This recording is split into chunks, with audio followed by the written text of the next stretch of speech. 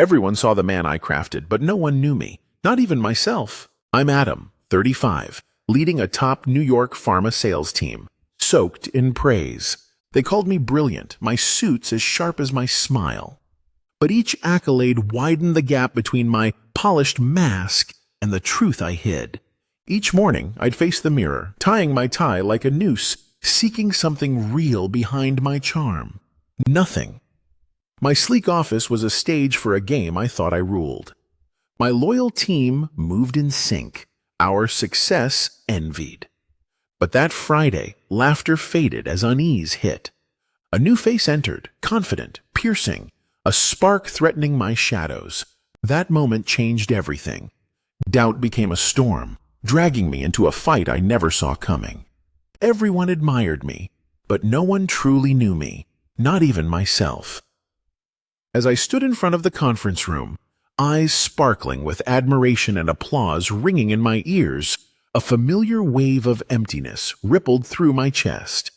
They called me charismatic, intelligent, confident, the ideal man. Yet each compliment felt like another brick added to the wall between the facade I carefully constructed and the monster that hid beneath my skin. My name is Adam Carter. At 35, I was the head of the sales department at a prestigious pharmaceutical company in downtown New York. To everyone in the office, I was the one who always had the right answers, a man whose every word dripped with reassurance. Colleagues often joked that I probably woke up already dressed in my perfectly pressed suits, hair styled to effortless precision. The truth was far more complicated, darker even. Every morning began the same, staring at the mirror, meticulously adjusting my silk tie as if tightening a noose around the neck of a stranger. Sometimes I'd pause and search my reflection, trying to recognize even a shred of genuine humanity behind the practiced smile. There never was. My mirror had long ceased reflecting a person. It reflected only an illusion, carefully designed to please, charm, and deceive. But no matter how deep I buried my true self, there were always subtle cracks, small glimpses that only I could see. My office door, proudly labeled Adam Carter, head of sales, felt like an ironic joke whenever I passed through it. Inside, surrounded by walls of glass and chrome, I orchestrated more than just meetings and strategies. I coordinated a hidden network that thrived within the shadows of the corporate machine, trading substances that no pharmaceutical company would ever endorse. Chloe, Marcus, Ian, they were my trusted allies, my silent shadows. We operated with such careful precision that suspicion seemed impossible, absurd even. I remember clearly the last Friday of the month. Our usual team meeting was wrapping up, filled with laughter and easy banter. Marcus made one of his typical jokes, and Chloe laughed, a practiced, graceful laugh that always seemed genuine. Ian leaned casually against the conference table, carefree yet alert, eyes keenly observing our coworkers as they exited. To anyone outside our inner circle, we were simply an extraordinary team, unbreakable, united in success. Yet that afternoon, as I leaned back in my leather chair, swirling coffee in my mug, I felt an unfamiliar unease stir in my chest. Something was shifting in the atmosphere of our perfectly curated world, though at that moment I couldn't quite place it. The unease crystallized minutes later when Brooke Taylor walked into the office for the first time. She paused at the doorway, scanning the open-plan space with a quiet confidence that drew my attention immediately. Her presence demanded notice, soft blonde hair cascading over her shoulders, sharp eyes that seemed capable of dissecting a soul at first glance. She moved with an assurance that whispered ambition louder than words ever could. As I watched her shake hands and smile at each new colleague, an instinctive alarm triggered deep within me. I wasn't afraid of competitors or rivals. I was skilled at handling threats. But Brooke felt different. It was as if she carried her own private spotlight, capable of illuminating every shadow I'd spent years hiding in. I glanced sideways at Chloe and caught something unusual in her expression. A brief flicker of insecurity, jealousy perhaps. Marcus subtly raised an eyebrow at me. Ian shifted his stance, crossing his arms defensively. None of us spoke, but we didn't have to. Brooke Taylor had unknowingly stepped into a game that was already underway, one where the stakes were higher than she could possibly imagine. In that moment, as Brooke approached me with a polite smile and an outstretched hand, I felt the wall between my carefully maintained illusion and my true self tremble dangerously. I extended my own hand, felt her firm, confident grip, and returned her smile effortlessly. "Welcome aboard," I said, my voice calm, friendly, warm. But beneath those words, behind my easy smile, something dark and calculating was already awakening. A predator disturbed from sleep, ready to protect its territory at any cost. As Brooke settled deeper into her role, the discomfort I'd initially brushed off slowly crystallized into a tangible threat, pressing heavier on my chest with each passing day. Brooke wasn't just good, she was exceptional. Every success she achieved seemed to carve away at the carefully built authority my team and I had maintained for years. Just 2 weeks into her arrival, Brooke effortlessly closed a lucrative deal we'd been struggling with for months. The conference room burst into applause. As I stood clapping mechanically alongside my team, my gaze fell on Chloe. Her jaw tightened imperceptibly, the forced smile failing to mask the smoldering envy behind her eyes. I felt a sudden chill run down my spine. I'd seen that look before, and it never ended well. Later that day, I found Chloe staring out the large office window, her posture rigid, arms crossed defensively. I approached silently, allowing a moment of uncomfortable silence before speaking softly. "She's impressive, isn't she?" Chloe didn't respond immediately, her gaze fixed on the traffic crawling far below. Finally, she whispered, "Too impressive. It feels calculated, Adam, like she knows exactly how to unravel us." I tilted my head, intrigued by the intensity of her words. Chloe had always been fiercely competitive, but her paranoia seemed heightened, darker. Suddenly, a memory flashed before my eyes. A year earlier, another young woman named Sarah had briefly challenged Chloe's dominance. Chloe's calculated sabotage had been swift and ruthless, destroying Sarah's reputation in a matter of weeks. I remembered the cold determination in Chloe's eyes as clearly as if it had been yesterday. "You're worried she'll become another Sarah?" I asked softly. Chloe turned sharply toward me, her eyes burning with frustration. "No, Adam. Brooke isn't another Sarah. She's far more dangerous. Sarah was naive. Brooke is strategic." Before I could respond, Chloe brushed past me and walked away, leaving a lingering unease behind. In the days that followed, Chloe's subtle attempts to sabotage Brooke intensified, carefully orchestrated mistakes, delayed emails, and missed appointments. Yet Brooke navigated each obstacle effortlessly, as if she anticipated them. One morning, during a team meeting, Brooke casually corrected an oversight Chloe had purposefully introduced. Her voice soft and polite, but her gaze locked on Chloe's face, unflinching. Chloe's knuckles whitened as she clenched her notebook beneath the table, embarrassment flickering in her eyes. Ian, sitting quietly beside me, shifted uncomfortably. After the meeting, he found me alone by the coffee machine, speaking in a low voice, eyes cautious. "Brooke asked me something strange yesterday, about those old contracts, the ones we've tried to bury. She's digging around, Adam. We need to be careful." Ian's words hit like ice water, freezing me for a split second. Ian rarely showed alarm. His concern now felt deeply unsettling. Things escalated further that Tuesday morning, when Marcus slipped into my office, closing the door quietly behind him. Marcus never came unless it mattered. "We might have a bigger issue than Chloe's jealousy," he began cautiously. I leaned back, bracing myself. "Tell me." Marcus took out his phone and slid it across the desk. I picked it up and stared at the LinkedIn profile he'd opened. Brooke's profile. My eyes widened when I saw her previous employer, Harrow Pharmaceuticals. My stomach clenched. Harrow had been destroyed 2 years earlier by a massive DEA raid. Drug trafficking allegations had brought down the entire company, with its executives imprisoned or disgraced. Brooke wasn't mentioned in any charges, but her presence there alone was alarming. "You think she's undercover?" My voice betrayed tension. Marcus nodded gravely, It's possible, or at least she knows something. Either way, it's dangerous. I exhaled slowly. Have you told Chloe or Ian? No, Marcus replied, firm and decisive. I thought it best to tell you first. Chloe might panic, and Ian would overthink. You should control how we handle this. Good call, I murmured. Keep this quiet. For now. Marcus left quietly, leaving me to stew in uncertainty. Alone, I stared blankly at the wall. I knew exactly how fragile the ground beneath us had become.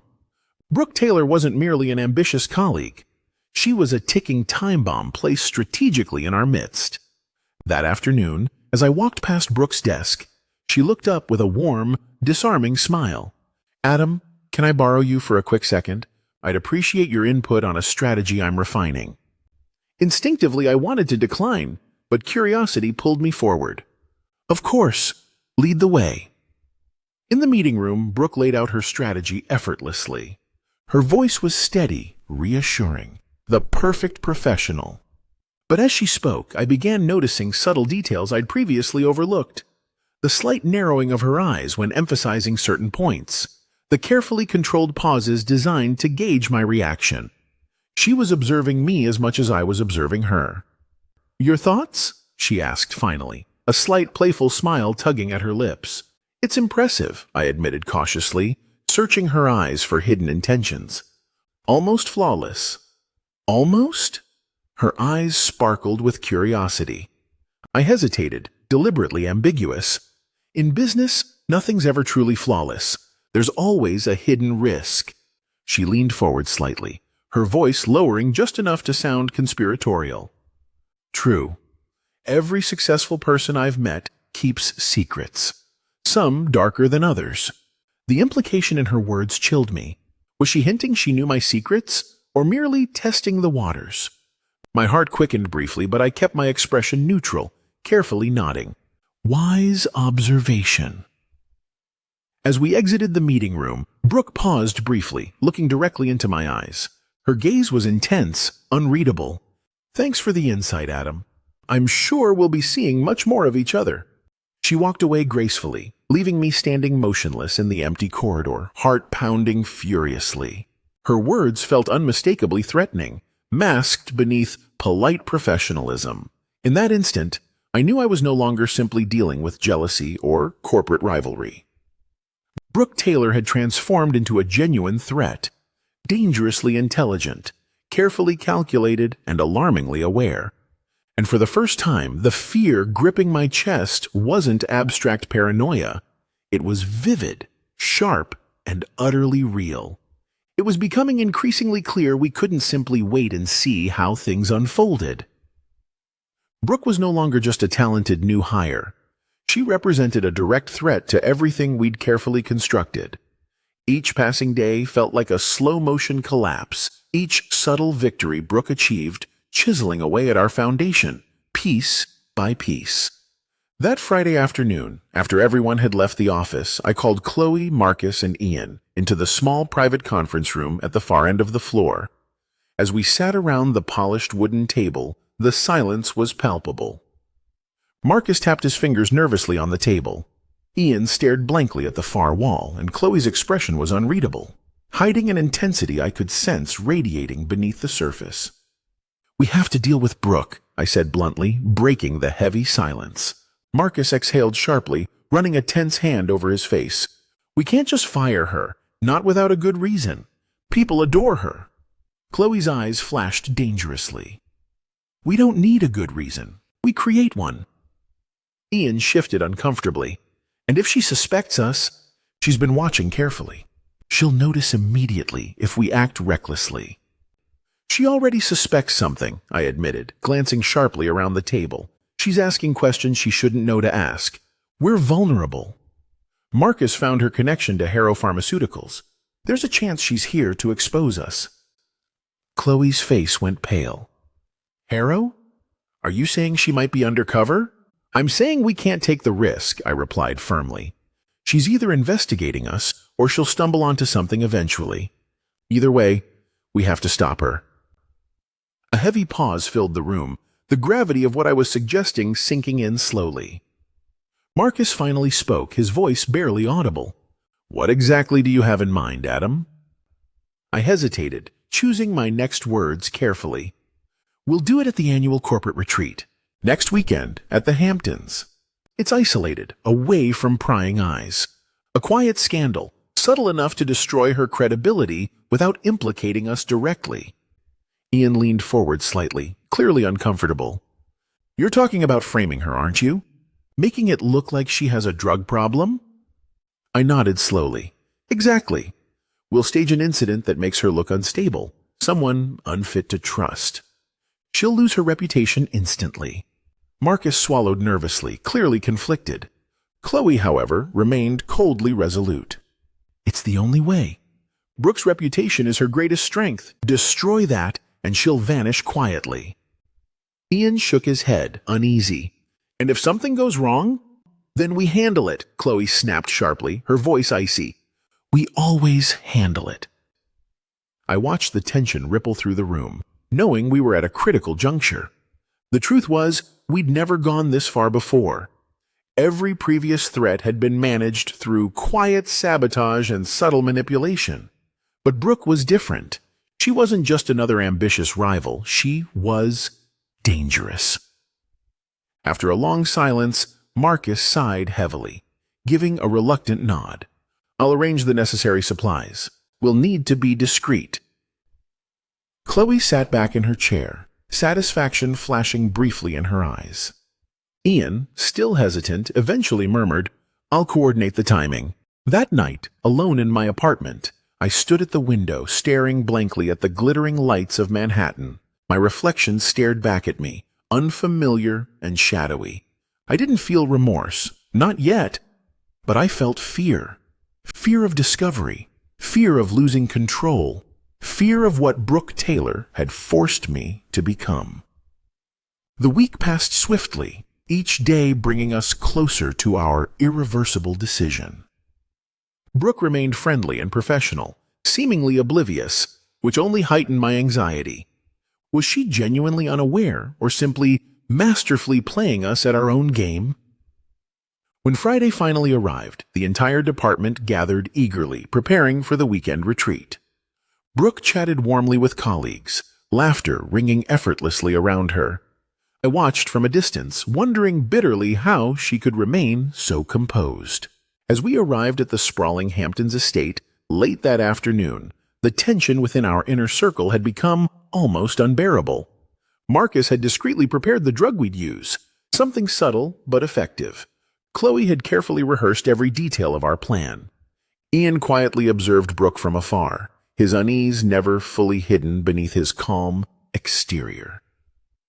That evening after dinner, I casually approached Brooke, offering her a drink with a reassuring smile. "Let's toast to your success, Brooke. You've really made an impression on everyone." She smiled warmly, taking the glass without hesitation. "Thanks, Adam. It means a lot."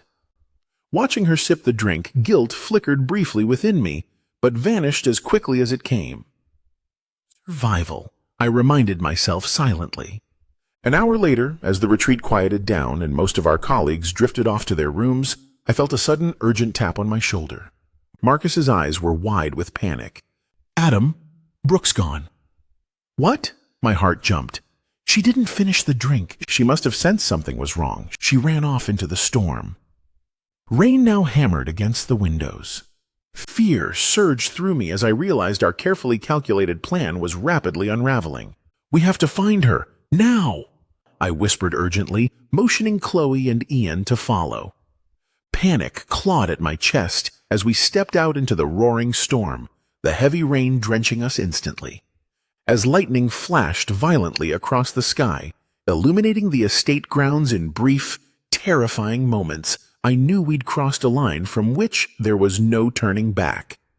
Brooke Taylor was no longer simply a threat. She was now our greatest danger, terrified, cornered, and desperate, and so were we. The storm raged mercilessly around us, rain falling in violent torrents, immediately soaking through my clothes as I ran outside.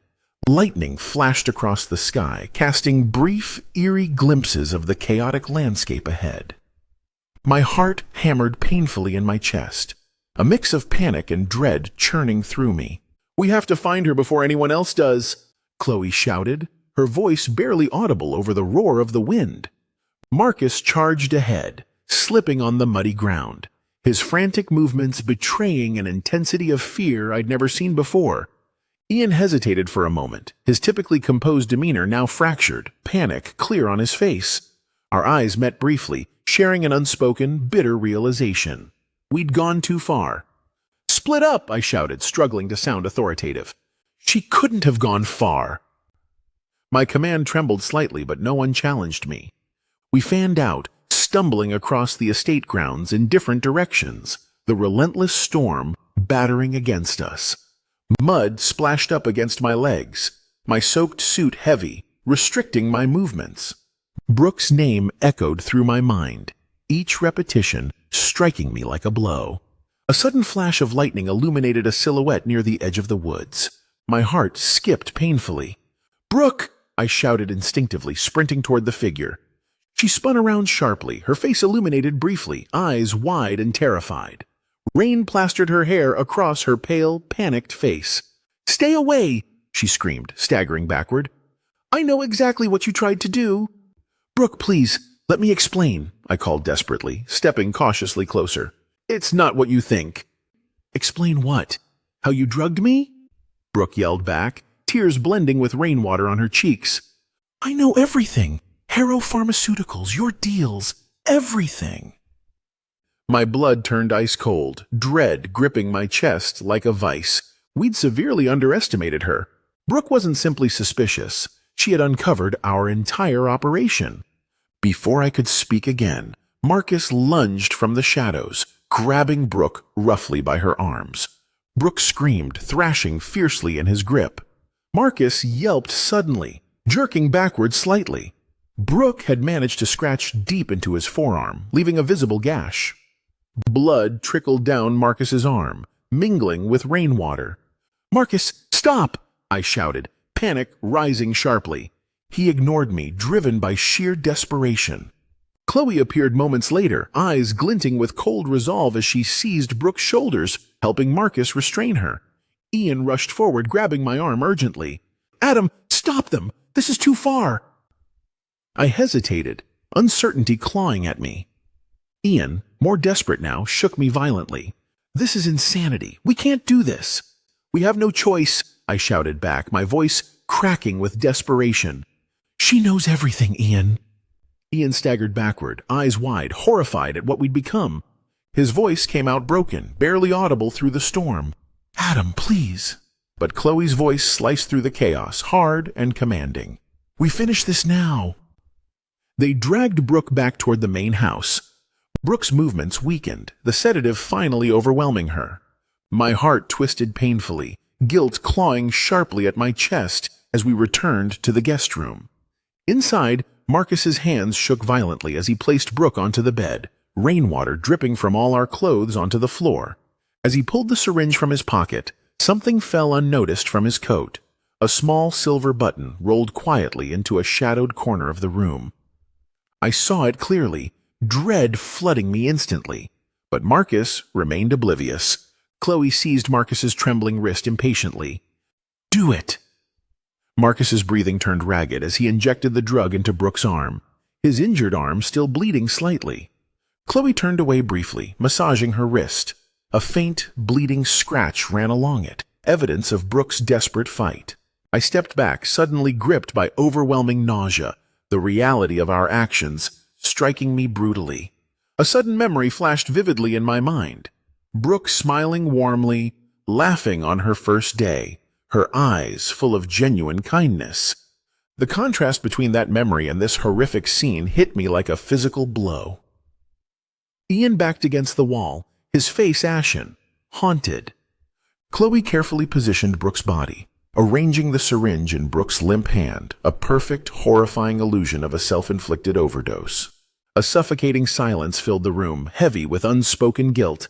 "We have to go," Chloe whispered finally, breaking the unbearable quiet. Marcus stumbled out first, unaware he'd left a critical clue behind. Ian hesitated, giving me one last, pleading look before leaving in despair. Chloe paused at the doorway, her gaze icy and unyielding. "Remember, Adam, this was your plan. Don't lose your nerve now." She disappeared into the darkness, leaving me utterly alone with Brooke's motionless body. I stared helplessly, shame washing over me in relentless waves. The image of myself, once proud, respected, shattered instantly. All I saw now was a monster hiding behind a mask, drowning in regret. Outside, the storm raged violently, mirroring the chaos within me. And as I stood frozen, unable to move, I understood the bitter truth. We had crossed an irreversible line. There was no turning back now.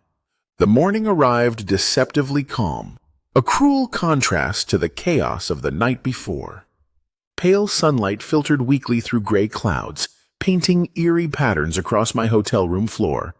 I hadn't slept at all. Anxiety twisted relentlessly within me, Brooke's final desperate cries still echoing vividly in my mind. Suddenly, frantic knocking at my door shattered the oppressive silence. Opening it, I saw Claire from marketing, her eyes wide and frightened. "Adam, have you seen Brooke?" she demanded, voice tight with panic.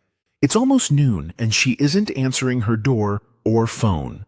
I forced composure into my voice. "Maybe she's just sleeping in after last night's party.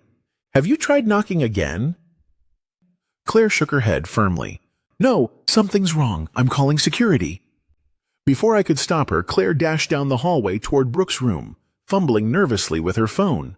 My heart raced as I followed quickly behind, a sinking feeling of dread gripping my chest. By the time I reached Brooke's door, a small crowd of colleagues had gathered, whispering anxiously. Marcus stood nervously by the wall, inadvertently pushing up his sleeve to reveal a fresh, deep scratch on his forearm. Ian caught my eye, visibly shaken, guilt etched plainly on his pale face. Chloe stood rigidly composed, but I noticed her subtly tugging down her sleeve to conceal the faint injury Brooke had inflicted. Security opened Brooke's door, and moments later, Claire's piercing scream echoed down the corridor, filled with pure horror. "She's dead! Oh my God! Brooke is dead!" Gasps rippled through the gathered crowd, and panic surged visibly across Marcus's face. Chloe remained remarkably calm, though her jaw clenched tightly. Ian turned away sharply, his hand shaking as he wiped cold sweat from his forehead. Within minutes, police arrived, their presence authoritative and unsettling. Detective Sarah Mitchell, a sharp-eyed woman with an unmistakably observant demeanor, quickly took control. As she stepped into Brooke's room, I felt my pulse quicken nervously. She scanned the room slowly, eyes narrowing slightly when she noticed something on the floor near Brooke's bed. A small silver button. Marcus paled instantly, eyes wide in silent horror. "Whose button is this?" Mitchell asked, her voice cutting sharply through the silence. Nobody answered. Mitchell glanced around the room carefully, pausing briefly as her gaze landed on Marcus, who instinctively shifted his injured arm out of sight. Quiet murmurs rippled through the group, colleagues exchanging worried glances and suspicious whispers. Emily from marketing leaned toward a coworker, her voice just audible. "Do you think someone here knows what happened?"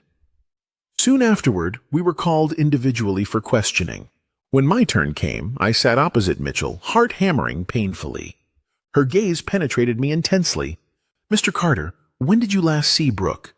"Last night, at dinner," I responded, voice carefully steady.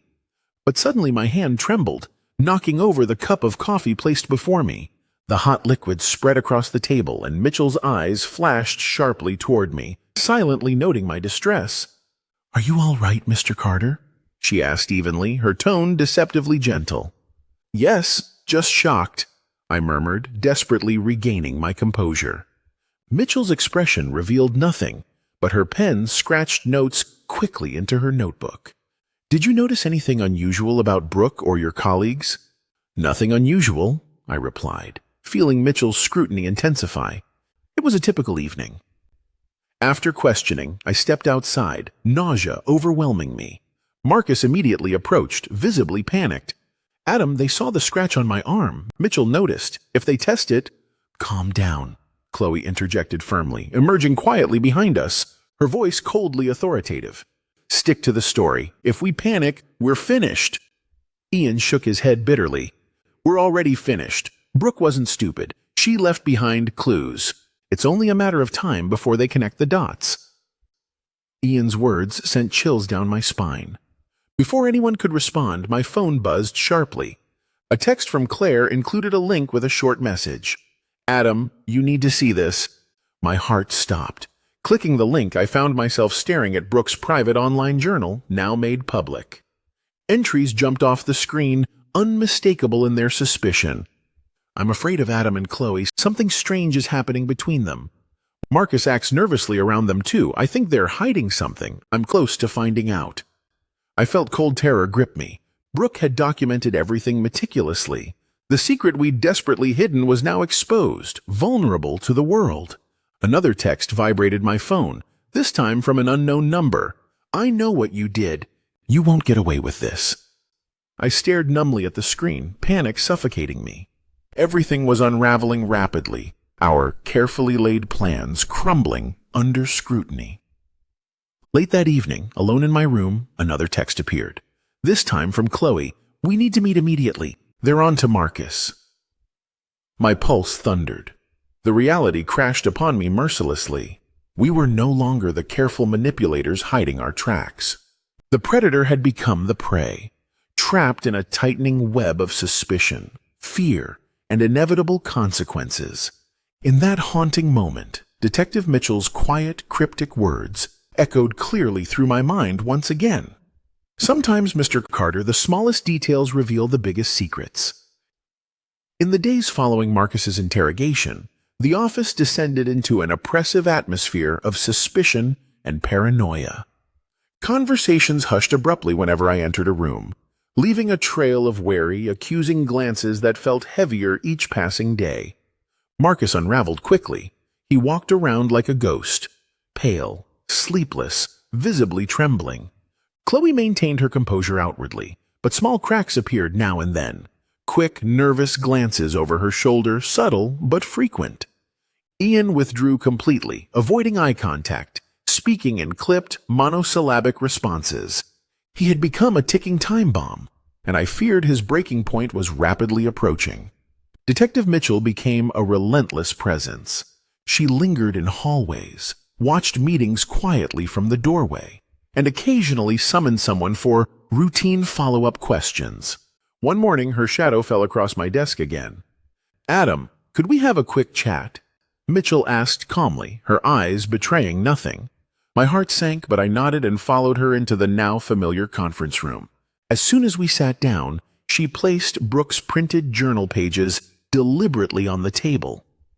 "Brooke wrote extensively about feeling threatened by you and Chloe," Mitchell stated quietly. She described Marcus as terrified. "Do you have any idea why?" My throat tightened, heart pounding uncontrollably. "Brooke misinterpreted things. Marcus is naturally nervous. He worries too much." Mitchell's eyes narrowed slightly. "Interesting. Then perhaps you can explain Marcus's injury. The deep scratch he claims came from gardening, when hotel security confirmed he never left the premises." I struggled to maintain eye contact, my pulse hammering painfully. "I can't speak for Marcus." Mitchell leaned forward, her voice dropping to a chilling whisper. "We recovered DNA from Brooke's fingernails. Results are imminent. If you know something, Adam, now is your last chance." I froze, unable to speak. Mitchell stared intently, waiting for a reaction. Eventually she stood, gathering her documents. "We'll talk again soon." Panic surged through me as soon as she left. I rushed directly to Marcus's office, finding Chloe already there, eyes blazing, and Ian standing tense in the corner. Marcus was pacing frantically, breathing shallow and rapid. "They know everything," he gasped. "I'm going down, Adam. I can't handle prison." Chloe grabbed his arm roughly, eyes fierce. "Get a grip. Stick to the story, Marcus." Ian stepped forward suddenly, voice calm but resolute. "It's pointless. They have everything. Marcus's DNA, his button, Brooke's journal entries. And I still have our old text messages. If I turn them in, it's over for all of us." Chloe spun around sharply, glaring daggers at Ian. "If you betray us, Ian, I promise you'll regret it." Ian met her gaze firmly, his resolve unmistakable. "I already regret everything we've done." Marcus's phone buzzed sharply, interrupting us. His eyes widened as he read the text, face draining of color. "It's Mitchell. She wants me at the police station right now." Before we could react, footsteps sounded in the corridor. 2 officers entered, eyes cold and authoritative. "Marcus Bennett, you're under arrest for the murder of Brooke Taylor." Marcus staggered, eyes hollow with defeat. As the officers cuffed and led him away through the main office area, an oppressive silence fell over our colleagues. Everyone watched silently, whispers beginning as Marcus vanished down the hall. A few cold glances shot toward Chloe, Ian, and me. It was clear we were already suspects in their minds. Later that evening, the news broke publicly. Marcus had confessed under pressure, implicating himself fully. But instead of relief, a deeper dread sank into me. Marcus was fragile. He wouldn't last long under interrogation. As darkness fell, I wandered restlessly into the empty office, drawn inexplicably to Brooke's deserted cubicle. To my surprise, Ian stood quietly there, staring blankly at her empty chair. "Ian," I whispered cautiously, pulse quickening. He turned slowly, his eyes heavy with remorse. "I can't do this anymore, Adam," he said softly. "Marcus took the fall, but we're all guilty. Brooke deserved better. I'm turning myself in tomorrow." My chest tightened with panic. "Ian, if you do this, you're taking everyone down." Marcus panicked. "It wasn't our fault." Ian shook his head, resolve strengthening. "We manipulated him. We knew what would happen. I still have the texts, every message that led to Brooke's death. It ends now." Before I could respond, footsteps approached. Chloe emerged from the shadows, her gaze icy and dangerous. "Don't be stupid, Ian. If you betray us, you'll regret it deeply." Ian stepped toward her defiantly. "I've already lost everything that matters. Your threats mean nothing." Chloe's smile was chilling. "Then you underestimate me." She walked away swiftly, leaving Ian and me in stunned silence. Returning home that night, alone in the oppressive silence of my apartment, I felt utterly trapped. Memories of Brooke haunted me vividly. Her gentle laugh, her friendly smile in our final meeting. Guilt clawed at me mercilessly, suffocating me in waves. My phone suddenly vibrated sharply. A message from an unknown number appeared, chilling me instantly. Marcus cracked, "Ian is next. How long before your lies destroy everything?" My heart raced uncontrollably. I collapsed onto the couch, breathing ragged and panicked. Before I could process it, another notification appeared. An email from Detective Mitchell. "Mr. Carter, we need you and Miss Thompson at the station again tomorrow. Please come prepared to clarify discrepancies in your previous statements." The screen blurred before my eyes as dread took hold, realization striking hard. There were no more moves left. The carefully constructed web of deceit had begun to collapse completely. Detective Mitchell's quiet warning rang loudly in my ears once again. Sometimes, the smallest details expose the deepest truths. The noose was tightening, and there was nowhere left to run. Morning broke gray and heavy, mirroring my internal chaos. Chloe sat beside me in the car, her gaze hard, distant, masking the fear beneath. The ride to the police station felt endless, filled with an oppressive silence. Detective Mitchell met us at the door, silently directing Chloe to one interrogation room and leading me to another. Alone under the stark fluorescent lights, my pulse hammered relentlessly. Minutes dragged painfully until Mitchell entered, a thick file clasped firmly in her hands. "Marcus finally broke," Mitchell announced softly, her voice firm but calm. "He didn't just confess, he provided detailed messages, recordings, emails. Chloe's implicated, and so are you." My stomach dropped, dread gripping me. "Marcus is panicking," I stammered weakly. "He'd say anything." Mitchell placed a photograph of Marcus on the table. His eyes were lifeless, defeated. "He gave us everything." Ian also came forward voluntarily this morning with even more evidence. "Chloe is currently next door, talking to my colleague. If you continue lying, Adam, you'll only make it worse." My defenses crumbled rapidly, every remaining shred of control slipping from my grasp. "It wasn't supposed to end like this," I admitted shakily, voice trembling. "We panicked. Brooke was close to uncovering our operations at Harrow Pharmaceuticals. Chloe insisted we stage something to discredit her, but things got out of control. Mitchell's gaze softened slightly, silently urging me to continue. At the retreat, Brooke figured it out and tried to run. Marcus panicked, grabbed her too roughly. Chloe intervened. Brooke fought back, and we accidentally overdosed her, I said, my voice hollow. We staged the scene instead of calling for help. Mitchell watched silently, allowing my confession to unfold. Ian objected from the beginning, I continued miserably. He tried to stop us, but we refused to listen. Marcus's arrest finally broke him. Mitchell nodded slowly, rising quietly. You've done the right thing admitting this now, Adam. But actions have consequences. Left alone, guilt and shame overwhelmed me, my heart heavy with remorse.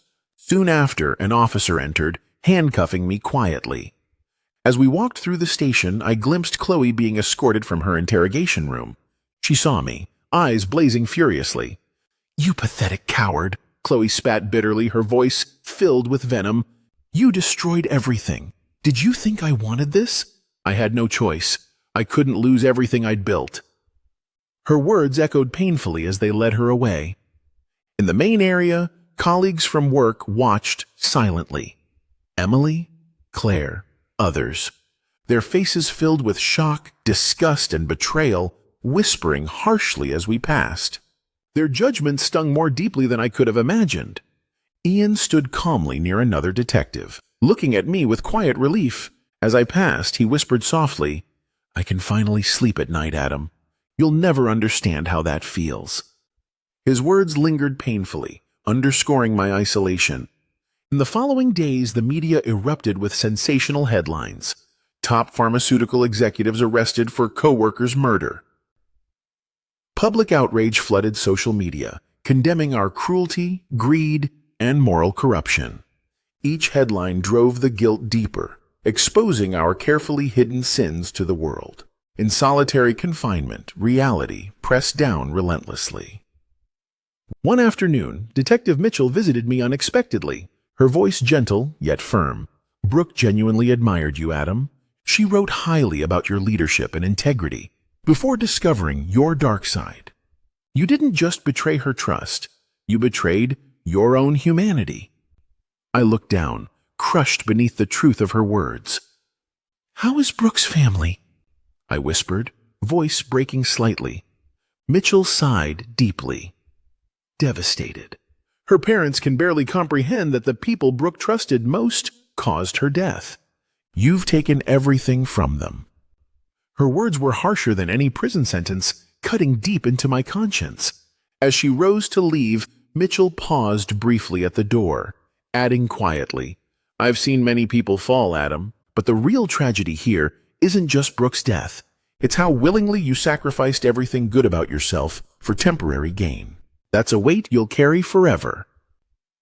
The cell door closed quietly, leaving me utterly alone with unbearable silence. Memories of Brooke flooded vividly, her warmth, kindness, sincerity, now lost forever because of my choices. I sank onto the cold bed, burying my face in trembling hands. Finally, in that stark, painful solitude, I fully surrendered to the harsh reality of my own guilt. There was no turning back, no excuses left. The breaking point had shattered every illusion, leaving only devastating clarity. I'd lost more than my freedom or career. I'd lost myself. Days stretched into months, months into years. Within the solitude of my prison cell, every illusion I once clung to gradually faded away. Isolation forced me to confront truths I had desperately avoided, reshaping my understanding of what I'd lost and what I might yet regain. Each night, memories of Brooke haunted me vividly. Her warmth, kindness, and genuine compassion now served as painful reminders of my choices. Her absence became a persistent, silent judgment, sharper than any prison sentence. One day, an envelope arrived, the first letter since my imprisonment. My hands shook as I recognized Ian's familiar handwriting. Adam, I hope this letter finds you reflecting. After cooperating fully, I've been given another chance. I now work with youth programs teaching young people about ethics and integrity, helping them avoid the mistakes we made. Brooks' memory inspires every decision I make. I hope someday you find peace, not through forgetting, but through accepting who you've become and changing it. Ian. His words pierced deeply, but within that pain was clarity. Ian had embraced redemption through honesty, choosing a path that honored Brooks' legacy. Months later, Detective Mitchell visited me again, her presence increasingly familiar and comforting. She brought news of the outside world. Harrow Pharmaceuticals had collapsed entirely. Investigations had uncovered widespread corruption, prompting significant reforms industry-wide.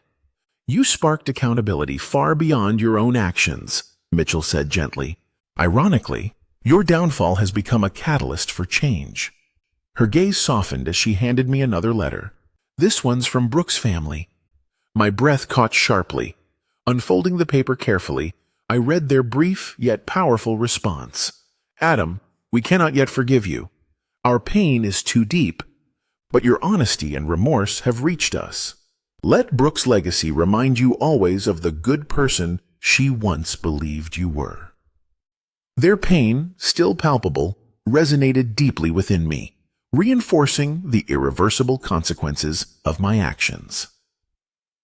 Over the following months, media outrage gradually shifted to thoughtful reflection.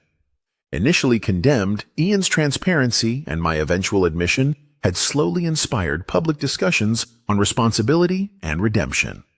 Society, once hostile, began to recognize the complex humanity behind our failures.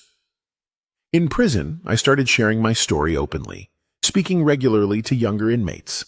I recounted honestly my journey, from arrogance to devastation, from selfishness to remorse, hoping to guide others toward wiser paths.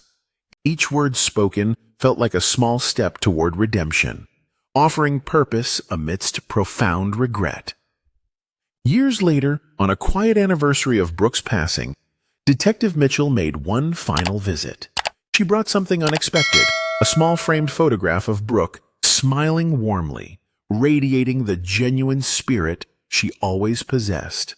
Her parents wanted you to have this, Mitchell said softly. They believe it might remind you of the right path, even now. Tears blurred my vision as I placed the photograph gently on my small desk. From that day onward, Brooks' smiling face became my daily reminder, a symbol of what I'd lost and the integrity I longed desperately to reclaim. Ian continued his community work, speaking publicly about ethics, courage, and accountability. Occasionally, the prison permitted me to watch clips of his speeches, proud yet humbled by his quiet bravery. My hair slowly turned gray, lines deepening across my weary face. Yet each morning I faced the small mirror with growing clarity. The man staring back was aged, broken by consequences, but somehow wiser, finally capable of genuine honesty with himself. The path I'd chosen had exacted immense cost, yet within that harsh reality emerged a fragile hope. Redemption, I realized, wasn't something easily obtained. It required persistent honesty, courage, and humility. Each small action became a step forward, each truthful word a moment of healing. My cell walls remained unchanged, but my inner world had transformed. I was no longer trapped by denial or pride, but anchored by an honest acceptance of responsibility. Ultimately, prison hadn't taken everything. Instead, it had stripped away distractions, revealing life's fundamental truth. Our deepest lessons arise from our gravest mistakes. What mattered now was not freedom of body, but freedom of conscience. Each evening, as darkness settled quietly around me, I held Brooks' photograph closely, whispering her own words softly as a vow to myself. Believe in doing the right thing, even when it's hardest. I had lost everything that once seemed important: wealth, power, status. Yet now, at last, I understood clearly what remained was far more valuable. The chance, even in this late hour, to honor Brooks' memory through integrity, humility, and sincere redemption. And that, in the end, was enough. Thank you all for watching this video. Please comment and let me know what you think about this story. Please like and subscribe to watch more great content on my channel.